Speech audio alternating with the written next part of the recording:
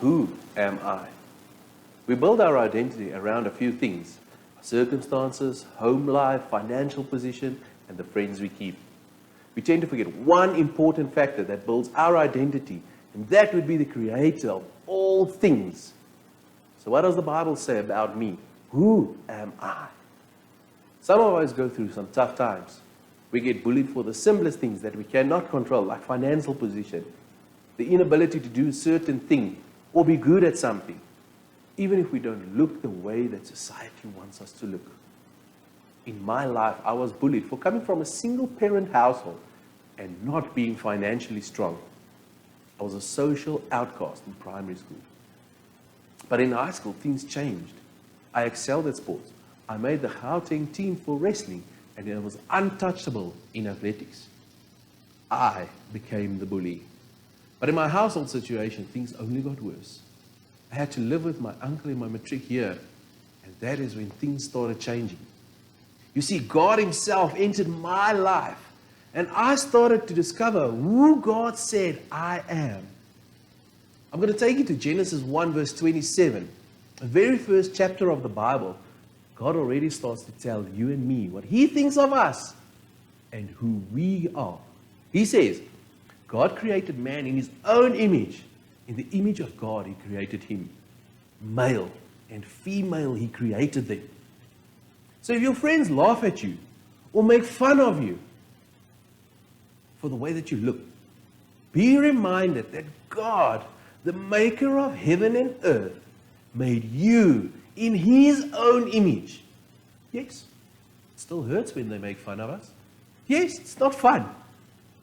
But it should not affect us in a negative way, because we know we were made in God's image. So you could wake up in the morning, and when you brush your teeth and wash your face, take that 1 minute, look at yourself in the mirror and says, "Hey self, you're gorgeous. You're made in the image of God, and today is going to be a great day." Let your confidence build, and do not allow anyone to break you down. As you grow in confidence, you will see that attitudes around you change, and it would be for the better. If we skip ahead a few verses to verse 31 of Genesis 1, God says, God saw that all that He had made, and it was very good. And there was evening and there was morning, the sixth day. This is the only time when God made you and me in the story of creation where God says what He had made was very good. Psalm 139 verse 13 to 14, David writes, "For you formed my inner parts. You knitted me together in my mother's womb. I praise you, for I am fearfully and wonderfully made. Wonderful are your works. My soul knows it very well."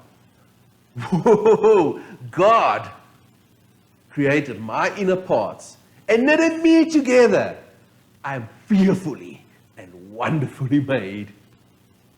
Now you might ask me, what does this all mean? I don't know if you ever tried knitting. Oh, but it's not a very easy task, eh? It takes a lot of concentration and skill to be great at it. So if we were made in God's image, and God says it was very good, it has to be perfect. Fearfully and wonderfully made means that you were made with a whole lot of love and care, and are perfect in the eyes of God. So I challenge you today that when you pass the mirror, you look at yourself and you say, "Hey, you gorgeous image of God. You are wanted. You are special. And you are made in the image of God."